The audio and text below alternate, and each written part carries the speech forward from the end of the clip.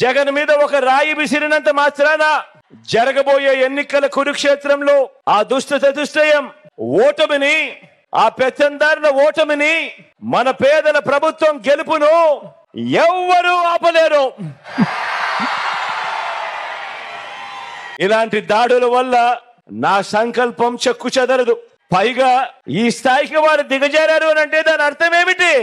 విజయానికి మనం అంత చేరువుగా ఉన్నామని, విజయానికి వాళ్ళంత దూరంగా ఉన్నారనే కదా దాని అర్థము.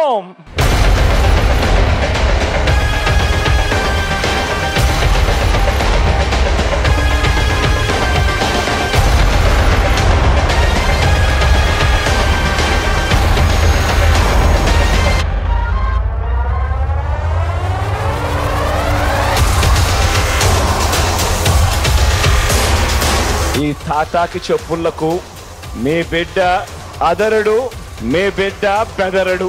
మీకు సేవ చేయాలన్న నా సంకల్పం మరింత పెరుగుతుందే తప్ప ఏ కొంచెం కూడా వెనుకడుగు వేసే ప్రసక్తే లేదు.